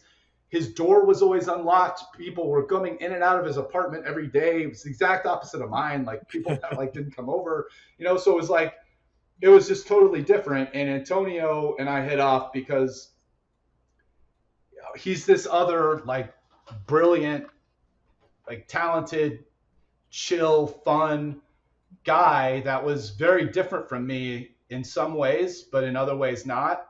And we just hit it off from the very beginning in this sense of like, mutual respect from each other as poker players, as thinkers, as business people, selling pieces, being upright, kind of doing the right thing in business relationships, and then just having a good time with each other. And like, he was more like my frat buddy like that. Like, Yeah. he liked working out. I started working out with him. The guy who became our trainer, All-American Dave, Antonio's room was full. He started living with me, right? So our trainer lived with me for a couple of years until my wife came to Vegas, actually, right? Like, we would go to San Diego on trips with him. At one point, like, I was having so much fun hanging out with him, it did become a little bit detrimental to my poker career because I'd be getting like wasted like 2-3 nights a week going out. And, like maybe my poker suffered a little bit during that phase, even though I was having a great time. Like at one point, again, even Antonio, like we made like a no drinking bet with each other. Where if like for 2 months, if the person drank, you had to owe the other guy like $20K or something, because we were both like, we were like on a San Diego trip and like out on a boat or something. And just third day in a row where we were like drinking and like, dude, maybe we're drinking too much, so we didn't play. So it just, my relationship with Antonio was very different from Phil. I definitely wouldn't call him a mentor. I'm not saying I didn't learn some things from Antonio. One of the biggest things I learned from Antonio was he had a lot of confidence in himself and betting on things with people. Yeah. Like whether it was Lot and Thinks or whatever, he was just betting with people. And like, I was a little bit more scared to do that, but hanging around him, and he also had like infinite confidence in me, sort of. Like, just like, Rast, you're like the smartest guy that I know, or this, and just always kind of saying things like that to me. And then I'm watching him and he's making all these bets with people and just $1,000 on his opinion with this and that. And so to that extent, the two things I'd say I learned from him was just as an example to kind of like, hey, have more confidence, like betting on my opinion. Like, you think pretty good about stuff. It's not just poker, right? Like, you don't, it's not like, oh, I need to bet on poker because I've spent all these hours. It's like, think pretty good about other stuff too. Trust in yourself. And then the other thing, which is kind of like, it's a good lesson for a poker player, but there's mixed, is Antonio also, like, I think sometimes within the poker world, some people that don't know him as well would have this feeling like, oh, you got to watch out for him because he like, he'll like try to get the best of you in a bet with this or that or whatever. And one of the things I kind of learned from him, he's very competitive. Yeah, and it's like, one of the things that was a little tough for me at first is like, when I'm at the poker table, someone I know who I'm friends with for sure, or even like an acquaintance, like, do I play hard versus them or not? And Antonio helped beat out of me this like sentimentality when I'm gambling, which actually is a really important lesson. Huge, yeah. And I think to a certain extent, people, like, listen, Antonio's a super honorable guy, always pays his debts of this, and like, yo, man, you're making a choice to bet with him. If he wants to bet with you on some random thing, just say no. Like, you don't have to bet with him. You know what I mean? Like, so, you're making a choice too, getting involved. So I just feel like people were kind of like, maybe back in the day, like tough, with him, with all that kind of stuff. But like, yeah, he maybe taught me from I wouldn't say mentor, but I did learn a couple lessons from Antonio that were really helpful. And I'll tell you, I can think of the moment when the, like, you never play soft against your friends thing was cemented in my head, was when he 3-bet me at the final table of the one drop. I opened ace jack off, like under the gun 7 or 8. And he was next to act as like second in chips or something. And he 3-bet me, and it got back to me. And it was like, I was so close on exactly what to do. I ended up folding. And like, one of the things that pushed it, I'm like, we did this, man, it's like we did this $1 million save if somebody wins the tournament, plus like he's my friend. I've been playing pretty tight. I don't think he's gonna 3-bet me here. So I let it go. And he had like ace-8 offsuit. And like I was so like angry after that hand. I'm like, motherfucker. And I'm just like, you never ever play soft against people against the go table. I think so that was just like burned, seared in my memory as like the final stone in the like, no, when you're at the poker table, you're competing. Away from the poker table, it could be your best friend in the world, whatever. But it's like we're at the poker table to play hard, right? It's like they're two separate things. They have nothing to do with the other. But you know, it took a while for me to like really like learn and have that. It's not even just like saying it. It's having your brain not think about it when you're in the moment too. You know, Right. you have to learn it. I know that Antonio always lamented that he could never beat Phil. You'd see it on TV. I can't win against you all the time. Phil always seemed to get the best of him, at least on TV. You've seen probably private games and just struggled playing Mr. Locke. So yesterday we had fun talking, and it could have been a whole podcast in itself for poker players and investors. I know you're a big proponent of Bitcoin, and a lot of poker players are. Poker players have a bit of gamble in them, and cryptocurrency obviously is a little bit of a gamble, just like the stock market. I remember one time talking to Johnny Bax, and he said, I made millions in the stock market, but I feel better playing poker. I have a better chance of winning at poker than I do at the stock market. He was very good at both of them, So talk a bit about your journey of discovering cryptocurrency, your reasons why you focus on Bitcoin, the options. I'm throwing stuff at you. We can go whatever line with your brain that you want to, and the reason that it's valuable to poker players, and how can players use this to invest the money they make and think about the long term for their life and their career.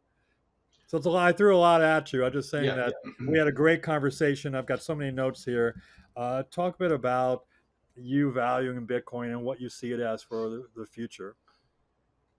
Sure. Yeah. So, I mean, I obviously had started hearing about Bitcoin, 10 years ago or whatever, 2013, 14, even being out in Macau, just sort of the hearing like, oh, it's like this digital money. It just seemed like, oh, okay, like I don't really need that.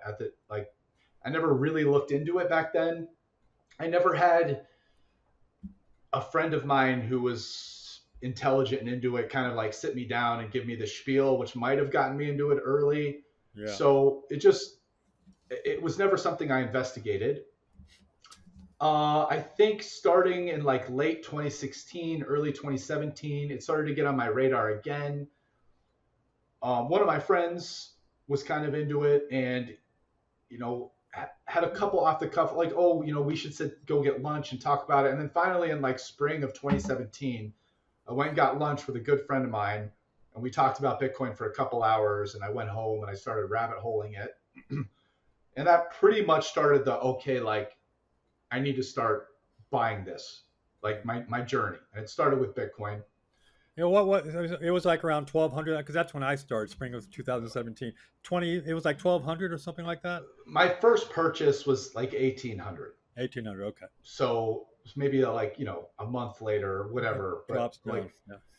So and then my journey started with Bitcoin. I did very quickly get into a bunch of all these altcoin ideas. Kind of got out of them relatively quickly within a year. I would say when it comes to like, okay, like why, like people talk about this for hours and hours. Like I'm going to try to just keep it very simple. It's okay. The idea is like Bitcoin. Okay. So people say, oh, digital gold. Or Saylor has this other analogy of digital property. Like imagine you're buying Manhattan and there's only so much space in it because like Bitcoin is like a 17 by 17 by 17 cube and each node on that cube is like one of the Bitcoins or whatever. Bitcoin has like a whole bunch of uses, right? Like it's portable, you can transfer it for relatively low fees, final within a matter of minutes, which is actually faster than just about anything else in terms of a final transaction. Like your credit card happens, but it actually takes days for it to process. And bank wire even takes hours or days to process. Bitcoin's final within minutes. You can carry any amount you want on you anywhere in the world. It does Western Union or international remittance better than Western Union. It does bank wires better than the SWIFT system. It does gold better than gold because there's an actual fixed supply. You're not going to mine anymore in some pocket underground or on asteroids. There's a bunch of really, really great, amazing articles where you should, rather than just me listen to rattling off a few things, if you're really curious, read about it. Kind of these properties, its growth as a money, what it means for something to kind of be a money. I have become convinced that Bitcoin is the investment opportunity of a lifetime. There's a reasonably high percent that Bitcoin will be worth $1 million US plus in 15 years or something. And it's kind of on this relatively high volatility journey of adoption as a network on the way there that involves a bunch of people buying, people selling and whatever. And so you're oh, store of value, it's going up or down so much. Great. There's a bunch of reasons why it should do this so early in its life cycle. And we're not as early as we were. It's been 14 years now or whatever, but it's still kind of early when you're comparing it to assets that are much more mature, like gold or currencies. But the volatility is already getting less, this or that. So, and then one of the questions is other cryptocurrencies, why not them? There's a whole bunch of reasons why, being from the immaculate conception of Bitcoin, where listen, Bitcoin was created by this person or persons Satoshi that's gone. There's no leader, which you're oh, that's great. There's no one governments can go after. It's nobody who, what does our leader tell us what to do? Bitcoin doesn't have that. Governments aren't going to buy something that's being led by some group, organization, or person, right? It actually is good that it's decentrally controlled through nodes and miners and that whole system. It's very important, I think, that the money end up being something through proof of work. Yes, it takes energy, but energy is also guaranteeing the safety of the network and the cost for validating these transactions. And at the end of the day, if you really look into the energy part of Bitcoin, because the energy can take place anywhere, Bitcoin's actually probably going to be the thing that drives humanity most towards taking advantage of clean energy.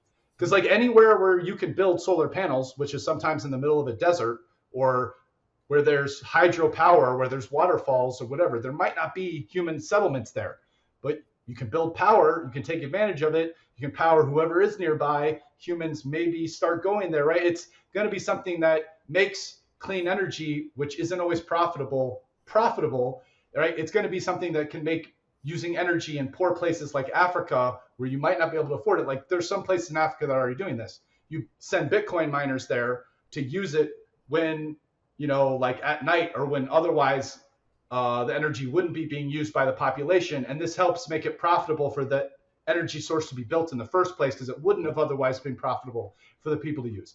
It's there's so many little rabbit holes with why Bitcoin's actually this kind of amazing thing, and why the energy use isn't actually a con, it's a pro overall for humanity.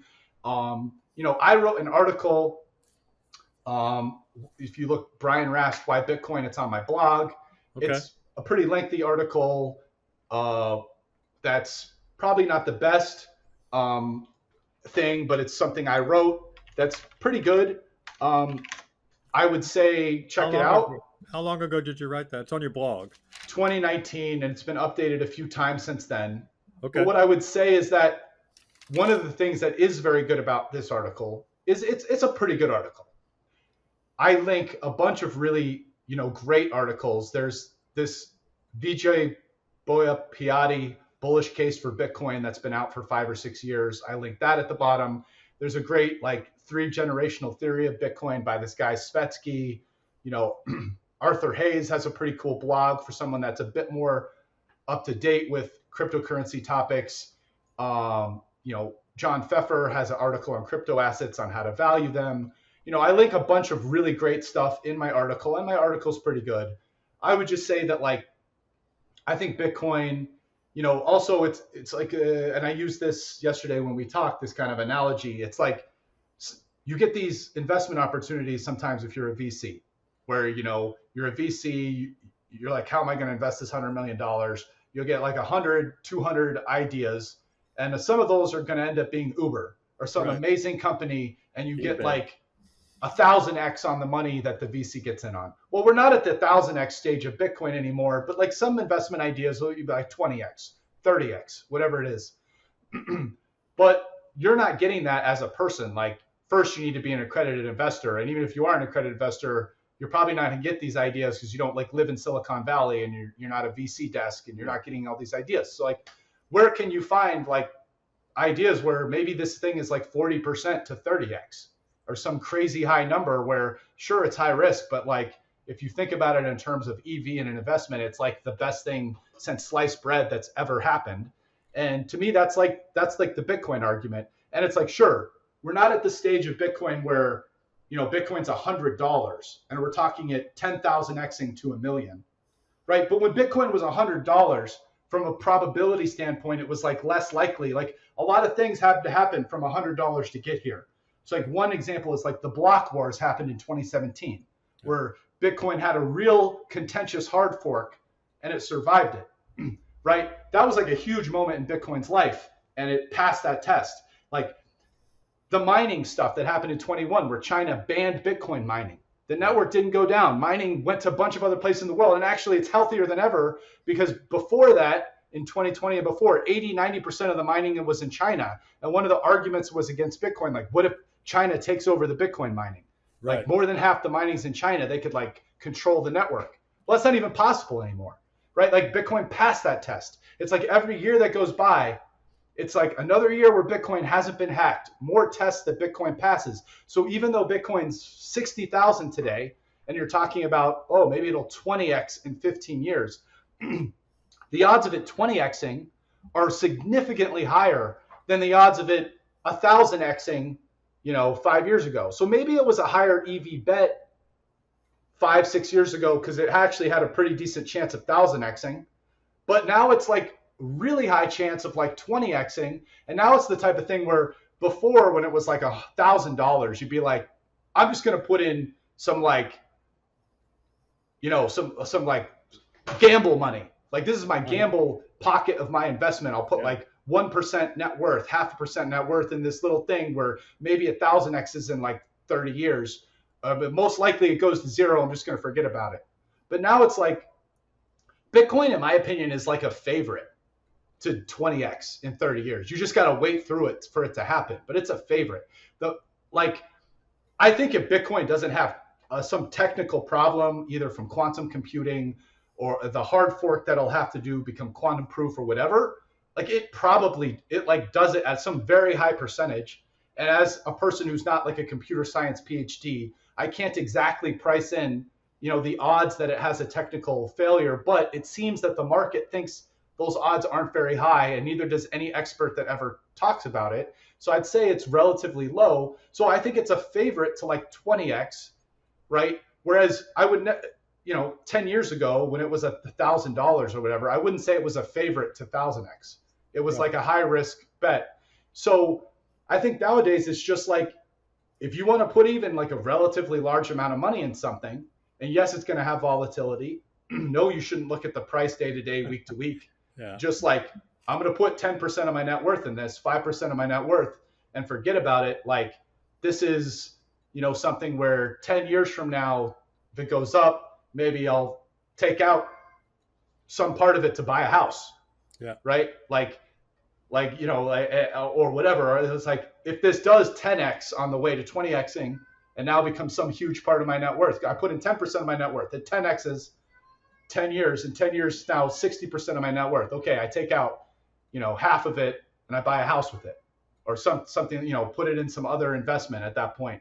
Sure, right. Like whatever, right? Like that's what happens all the time. Where do you think the sellers in Bitcoin come from? Some guy who bought a bunch of Bitcoin was $1,000. Today it's 60,000.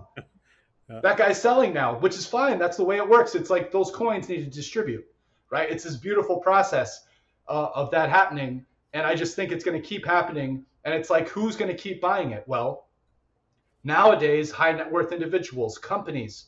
Who's the next buyer? Well, the next buyer is going to be countries. Because I'll give you a reason why countries are going to buy. countries keep reserve assets, right? International reserve currency. The most popular one in the world today is the US dollar. Let me give you 2 reasons why Bitcoin is the GTO solution to this.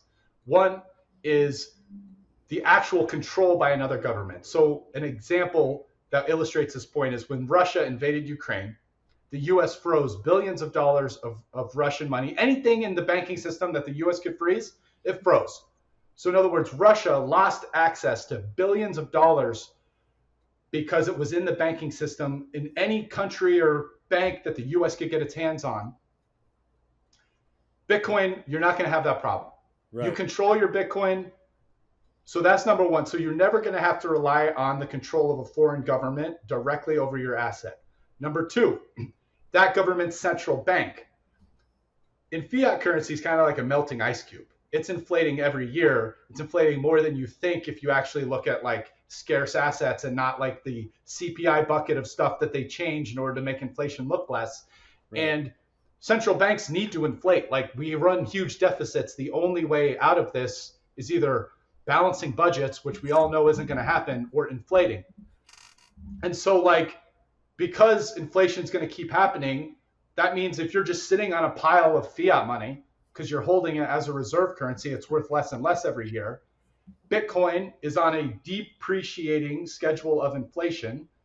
And so eventually Bitcoin will basically, when it's a fully realized asset that has nowhere to grow in terms of, 50 years from now, there's not going to be, let's say it's Bitcoin's there. There's not more users to buy it because it's ubiquitous in the world as a currency.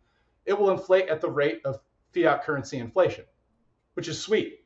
So that's going to be way more than interest pays you in the bank. I think the end game of Bitcoin is being like your savings account in your bank, right? Where you're earning interest basically at the rate of fiat currency inflation, which is way more than like 0.5% a year, whatever bullshit the bank actually pays you for a savings account like in the US today. So like, I just think it's the investment opportunity of a lifetime that, unlike Uber or some of these other VC type things, is equal opportunity. Anybody in the world with access to the internet for any amount of money can buy, because you don't need to own a whole Bitcoin. It's divisible to the 100 millionth of a Bitcoin called a Satoshi. So you can buy like any amount of Bitcoin that you want and save it, which by the way, there's an army of people around the world that are doing that, and that keep like people who, when the price, like Bitcoin's one of the only assets in the history of assets that's had 80% plus drawdowns and gone on to make an all-time high. I think it's like Bitcoin and Amazon are the only assets to ever do this. It's like when Bitcoin goes down, there's an army of people who religiously believe in it, who want to buy more. Yep. They're like, this is the time to buy. It's down 80%. Like, this is the bear market. Like, this is when you buy. So it's not like there's other things that's down 80% and everybody's like, oh my God, like it's going to zero, like get out. Like, I'm sure some people think that about Bitcoin, but the problem is there's an army of people who have saved it 4 different times in its history. So, I guess just kind of wrap all that up and you can kind of take the conversation where you want. It's sort of all these arguments. And to me, Bitcoin within crypto has the highest return given risk Sharpe ratio. I think it's one of the best investments of a lifetime, and I believe in it like kind of very passionately, more than just about anything. Yeah, no, I can tell. I've seen the naysayers when I talk about Bitcoin to friends and got people involved. See, oh, look what it did. It dropped 20,000. And we talked yesterday about the major drop during COVID when everything was shut down. It went down to like 4,000. Where was it hanging out? Around 22, or was it low? Where was it in 2020? Do you remember? Yeah. So what had happened is it was basing in December of 2019 in the 6Ks, 6 to 7K. It was basing. And then in the end of December and January, it ran up to about 10 or 11,000. Okay. And it was there for a little bit. And then people like COVID's happening, and it was kind of, the run up wasn't instant. The run up took like a month or whatever, right? Because COVID was March. So then February, it was kind of like topping at like 11K. And then this sell off started. a little bit, and it accelerated on like the day when like Rudy Gobert got COVID and the government shutting, the NBA shutting down, and all these announcements came out, and Bitcoin crashed from like 9,000 to actually it very briefly for like a couple hours traded below 4K. Below four, right? So yeah, it was and a bunch of pretty much anybody that was levered long got liquidated. And if you weren't levered long and you happened to have cash, you got like the buying opportunity of a lifetime, even if you didn't get 4 and you bought like 5K or whatever, But yeah. No, that's crazy. You could have bought 3 Bitcoins for 12,000, which would be worth what 180,000 Yep. today, and it was 72,000 not too long ago. Let's talk a bit about the value. New poker players getting involved, people listening to this podcast. What's the main value for poker players is investing some of their winnings along the way, looking ahead in their life. What would you advise these people to? Would they start? Would they start with Sure. something like Coinbase to buy, and then also let me throw in the back, and we'll talk about this in a second. As far as feeling safe about it, having it in cold storage, or somebody like Caleb and Brown to hold it for you. What are those things you recommend for somebody just getting started? Sure. So first I want to say that like my general investment thesis is kind of like a barbell strategy of like on the one end, and I'll call it the safer end, it's real estate, which I like because people need places to live. It feels like a pretty safe investment for the most part in terms of just appreciation, not depreciating, and it creates a bit of a passive income, at least when you don't have loans, right? When it's a paid off real estate investment. Right. And then on the other end, higher risk than real estate, but much bigger returns is like what I'll call Bitcoin. And now I don't want to say I don't do anything else, but those are like the main two parts. I pretty much only invest in the stock market and right now my IRAs are 100% Bitcoin related. But, probably at some point in the next year or two, if this bull market continues, I might move some of the Bitcoin stuff in my IRA to certain stocks. I might not. But those are my two, like my kind of investment thesis.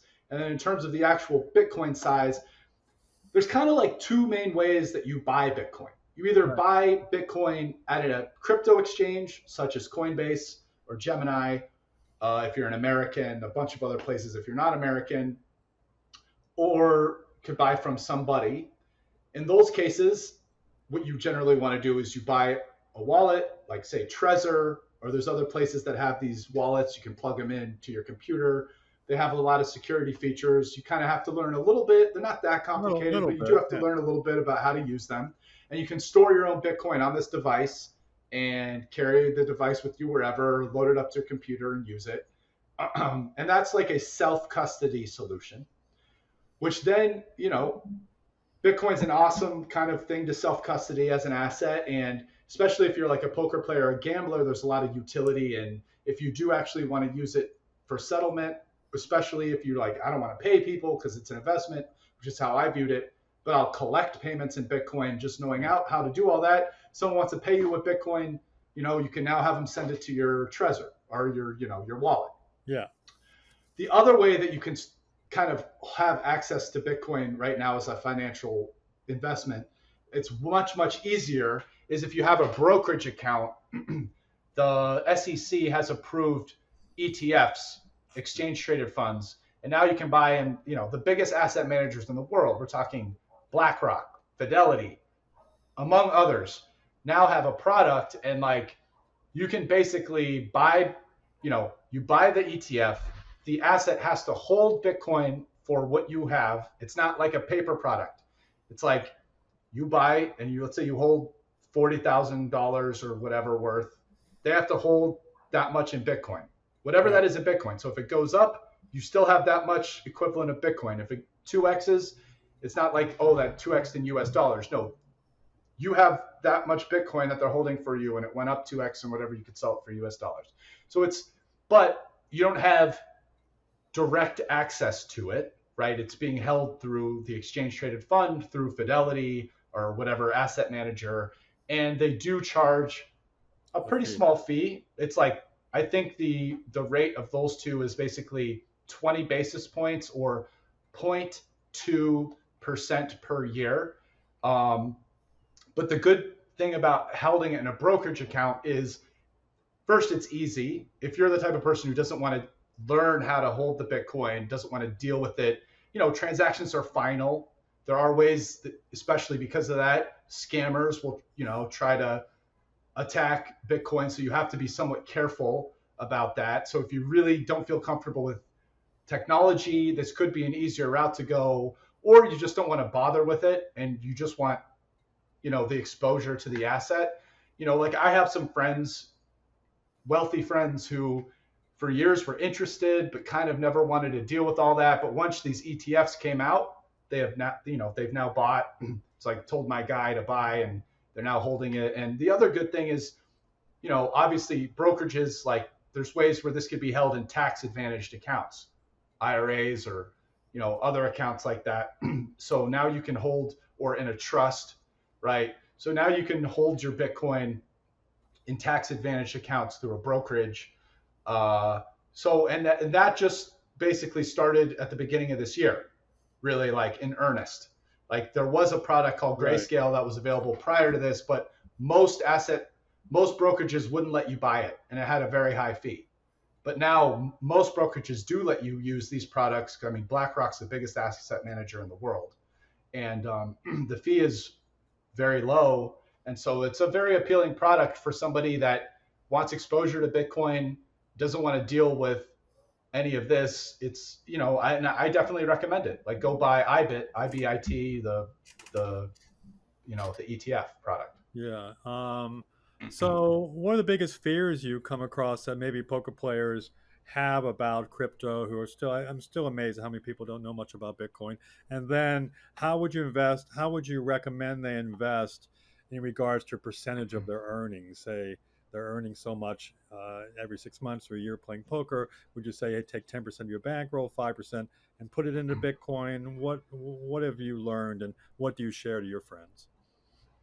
So this is a very personal question. It's hard to kind of give like general advice about this, because like everybody's situation is a little bit different, right? Like if you have very little, like let's say you're 20 years old, you're just getting into poker, and you have like a $10,000 bankroll, and you don't own anything, and you're like living in a place month to month to rent, it's probably pretty hard for you to take any money out of that, sort of. Yeah. Right, because it's like you're immediately using that for your job. But what I would say, I'm try to give general advice. Money that you're like, okay, so I want to take some money wherever you are, and I want to invest it in some other things. The really good thing about Bitcoin, let's say, as opposed to so I gave my thesis, Bitcoin, real estate. The tough thing about investing in real estate is it's clumpy, right? Like you buy a house or apartment or whatever, like even like a pretty like low place in a non-expensive, you're talking about like some apartment, not in a nice area of Vegas, you're still probably talking $50, $80, $100,000. And that's like a really low budget apartment. Right. Anything nicer, maybe a couple $100,000, you know what I'm saying? So, yeah, you can get a loan, but now you're taking on debt. And even with a loan, you probably got to put down at least 10, 15% minimum. So it's very clumpy, right? You need actual serious amount of money to like make that real estate investment. Whereas Bitcoin isn't clumpy at all.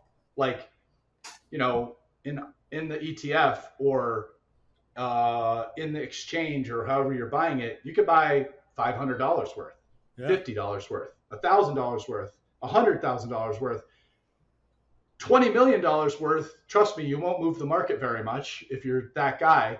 Just like it's super liquid, it trades 24/7. So it's like however much you want to buy, from like $10 to 10 million, you can do it, and it won't be a big deal. The market will satisfy your needs instantly, and you can save it. So it's the perfect thing where you're like, hey, I'm going to get money and I want to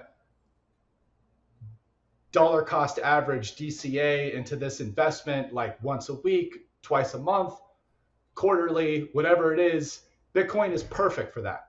Whatever amount you decide, like I want to invest, you can do it at a regular amount. Like let's say you're like, I don't, it goes up and down. I know nothing about trading. I don't want to try to time the market. Great. Every week, buy $500 or whatever amount it is that you're DCAing. Or you could do a strategy where it's like every month I'm going to DCA this. And when I'm going to do it, if I haven't done it, I'm going to do it by the 30th. But if Bitcoin goes down 10%, I'm going to do it that day, that the next day when it's down 10%. Right. So you're like a dip buyer now. Now, it might not be the bottom of the dip, but it's a dip because it's down. And that's probably slightly better than DCAing on a day. Right. Because if you're just kind of assuming in 20 years, Bitcoin's just going to keep going up to $1 million or whatever, well, buying when it's 10% down in the future will probably be up at some point. So, there's a bunch of different ways that you could do it. The beautiful thing about Bitcoin, unlike especially real estate, is you can invest any amount at any frequency you want. Especially unlike real estate, which is super clumpy. Yeah, I don't think people realize that if you and I wanted to go out with one of our wallets, if we Googled Bitcoin ATM, there's probably 20 of them around me here in Santa Monica, In Vegas, I'm sure they're all over the place. Sure, the fees are a little bit high, but you have access to money pretty quickly. And these days, and I've done it now and then, when extra money is coming to my eBay account, you can buy Ethereum and Bitcoin. You can buy Bitcoin on eBay. Does eBay let you transfer it off eBay, or do you have to hold it? No, it doesn't. You just have to hold it there. You just have to hold it there. It's not like going through a Coinbase or a brokerage firm. But it's pretty amazing. I appreciate you sharing that advice. I mean, a friend of mine the other day, a very wealthy friend of mine, says, Craig, we've known each other like 35 years. Don't you wish you'd put $100 a month or $200 a month when you were earning, say, 20, 30,000 and living in New York City when you were in the 22-year-old away and bought Apple every month for $200 and just what you'd have now if you bought that, And when Bitcoin was a reaction to the market crash in 2008, this mystery individual or group, like you said, we don't want to be controlled by the federal banks. We don't want to, we want to have our own currency. It was just a fantastic time period for this. So I appreciate that. It's great basic advice for young players to invest that I wish I had done when I was 20 years old. Yeah. And it's not that hard. I mean, I'd say if you want to hold your own Bitcoin, maybe Coinbase as an American, and there's so many. Trying to think like maybe as a non-American, like Bitstamp or Binance or something like that, and you can buy it on there and transfer it off. And then if you don't want to self-custody, I would not use a crypto exchange. I would use an ETF, and I would buy either IBIT, BlackRock, or I would buy FBTC, which is Fidelity. Okay. And those it'll be in your brokerage account, and you're not self-custodying. So that's like, oh, hey, my friend wants to transfer me Bitcoin, or I'm going to transfer Bitcoin. You can't do that. Right. But you then also don't have to worry about the other self-custody issues. So you could do some of both, I guess. Yeah. So that's great advice for players. But I've kept you for a long time. One last thing. I hear your kitty cat yelling in the background too. Is that your cat crying for dinner? Yeah, it's my cat. Lord Beerus, named after the Dragon Ball character. I'm actually wearing a Goku t-shirt. And he's from Dragon Ball Super. Okay. It's Sphinx cat. He actually looks a lot like, the reason we named him Lord Beerus is because if you look up Lord Beerus, the god of destruction from the anime, our cat looks spookily like the guy from the anime. He's like gray with the ears. It's the same. It's like they modeled him off of gray Sphinx cat. So he's probably hungry or something. And I'm sure the thing is, I'm sure he actually has food in his bowl. The Lord probably thinks the food's a little old though, and would like some fresh food. Okay. Of course, he wants attention from you too. My cat is named Posey, and she's sitting right behind me here because she heard your cat. She wandered in the room, wondered where that sound was coming from, and now she's sitting waiting for some attention. But let's talk a bit about where Brian goes from here. Where do you see yourself playing till you're 85, or like Doyle did? I think Daniel said he did. Some players want to retire in their 40s and live enjoy their life.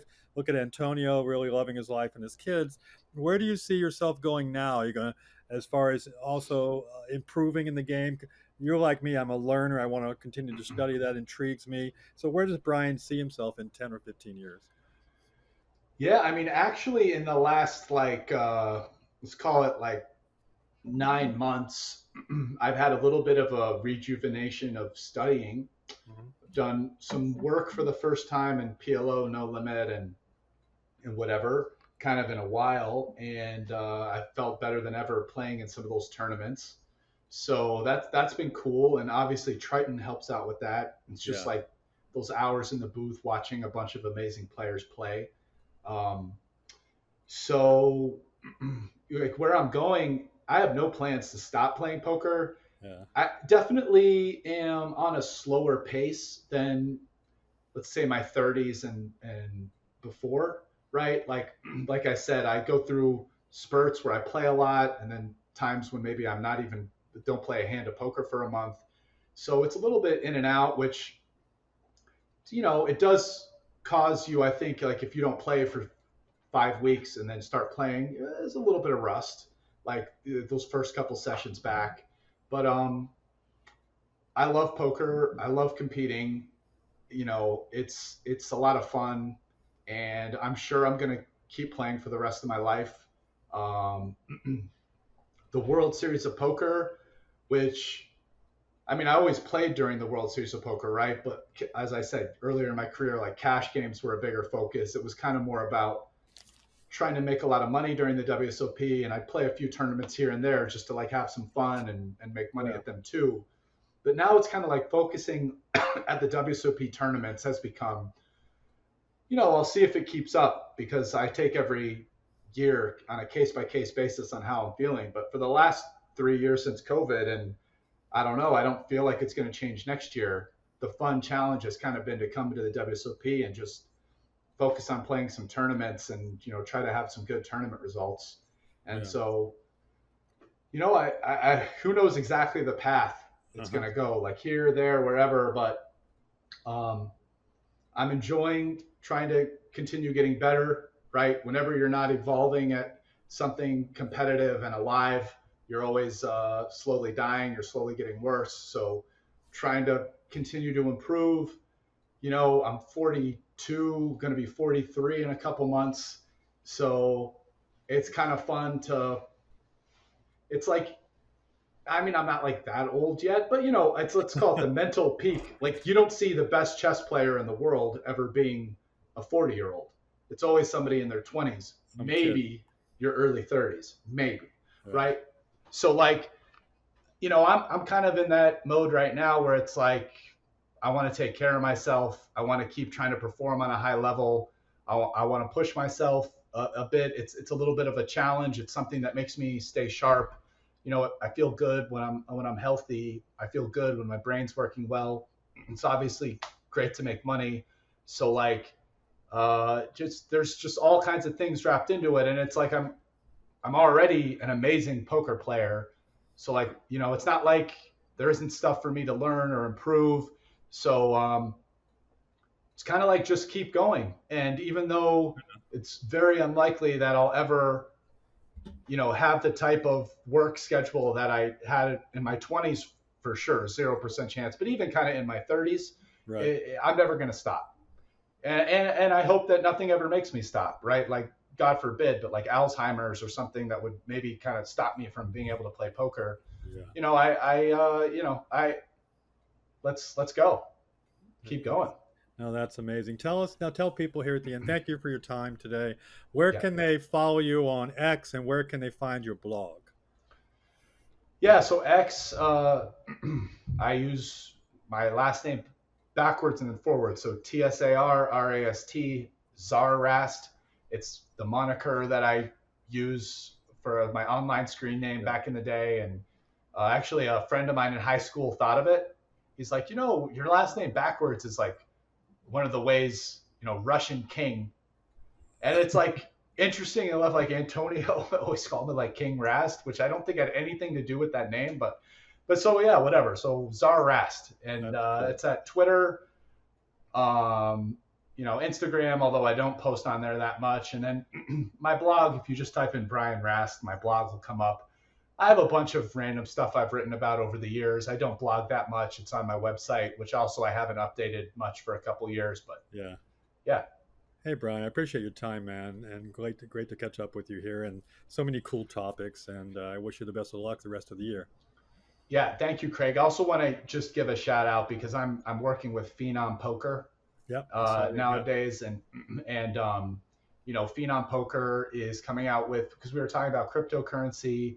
It's they're kind of skirting the UAIGA whatever banking laws by just having you load money onto the site using so this is USDC or USDT using crypto, and I think there's a bunch of good ideas. It's in the final stages of testing right now, but they should have a workable product out in the next couple of months. And like, I'm just excited, to see. There have been some ideas over the years of like, can a site really take advantage of some of the things that crypto affords, like sites to be able to do, such as legally being used in the US. Another good idea with this site is they don't have like a cashier, right? Like, you hold your own crypto, you load it onto the table when you play, and then it's sent back to you when you're done playing. So you're only trusting the site as a counterparty while you're playing, right? Which is a pretty cool thing that crypto lets you do. So now you don't have to trust the site with a big balance. You only trust them with the money you're actually playing with at the table. And if anything ever happens to the site, you can't lose your balance because you're just holding your crypto in your own wallet, right? So, I mean, there's a number of kind of like good ideas that I think, can happen if this, is implemented and comes out and whatever. And so I'm kind of excited to see it, and I think it'll be good for the poker community. And, so Phenom Poker, keep a lookout for it. No, I've seen them on Twitter, so that's interesting. Yeah. Didn't know that part. I've looked at them a couple other poker sites trying to base on crypto. So if you sit down and you play with the crypto on, you load it on a wallet on Phenom, and then as soon as you sign out, it's coming back into your wallet automatically. Yeah. Automatically. And then the way that they're doing this is, so there's like it's like a layer on Ethereum. Oh man. Shoot, I'm a little tired. You're gonna have to excuse me. We talked for 2 hours. It's okay. But I can't remember the exact bridge. But basically, there's this other Polygon. So doing transactions on Polygon cost fractions of a cent. And then basically, there's this guy. He's actually a poker player. I think his like Primo is like the screen name he goes by on Twitter or whatever. Brian Paris, I think. He came out with a company that lets you bridge. So most people don't have like USDC or whatever on Polygon, but they'll have it on Ethereum or Tron or whatever. Right. It basically will let you bridge whatever, so that the Phenom Poker bridges it for you. You just send Phenom ERC20 USDT or whatever it is. They use his thing, they bridge it, and then they send Polygon to and from to actually do the transaction. And it's very cheap, because like one of the first issues Virtue Poker or whatever had was like, when they were trying to do everything on chain with Ethereum, and even Ethereum is like a little bit too expensive. It was, right? Yeah. So, but like, different things have come out with other layers and bridges, and there's other solutions. And also, this site's not putting everything on the blockchain, but it is like loading the money to and from the table is on chain and stuff. So, so I think it's some good ideas. And even recently on Twitter, there's people raging and debating about like, what about this and the security? And honestly, like when it comes to that, like I said, I'm not like a PhD in programming and all that stuff. So I don't know. What I do know is if these ideas work, I think there's a lot of really positive, like, for example, with the idea, I think there's a lot of very positive unintended consequences with not having a cashier. It avoids the problem of you losing whatever bankroll you're keeping on that site, which is going to be immediately appealing to all the players, right? You're only trusting them with the money you're playing with at the time. Awesome. Like my wallet, my money, I keep in my own wallet. Not like Black Friday, yeah. The flip side to that is that the poker site doesn't need any of the apparatus involved with a cashier. which cuts out actually probably a pretty big portion of like what they're spending money on internally. So it's actually cheaper for that site to run. Like assuming this works technically, but like, yeah, because now you're just loading your money through some automated process to and from the tables. Like no people are involved with keeping the money as a cashier, verifying it, the security with that, and whatever. So it's like a great all-round solution, both for the players and for the site when it gets in, if it is to be implemented. And it's something that can really only happen with a crypto site. Because if you have a regular site that just takes crypto and other forms of money, they still need the cashier. And they're still holding your money on a balance, right? So it does kind of need to be a crypto-based site that does this in order for like that part of it to be implemented. Because I know one of the arguments is like, oh, why do you need crypto for this or whatever, especially if not everything's happening on chain. But this particular thing happening on chain has a bunch of great consequences immediately for both the player and for the site. Right. So, I don't know. I really hope it works out. I'm supporting it. I really think the people behind it mean well, and they have a lot of good ideas. And it seems like the guy who's doing it, like one of the things I liked is Matt Vallejo, who's like the CEO. He already had a big win on another company he brought to fruition.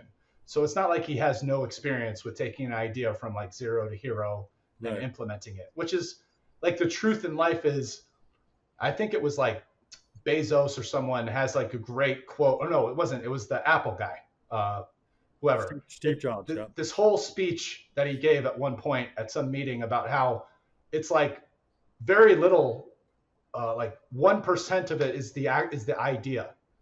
Almost everything is the implementation of the idea, the day-to-day work and all that stuff that comes up. Like good ideas, like people from the outside think the idea is everything, and 99% of the time, the idea isn't anything. It's the problem solving and the person working day to day and, implementing and nose to the grindstone and figuring out solutions to all the problems that come up. So, he seems like a capable guy, and I hope this project works out. And it seems like it's got a lot of good ideas, and I think it'll be good for poker if it does work. So, let's go.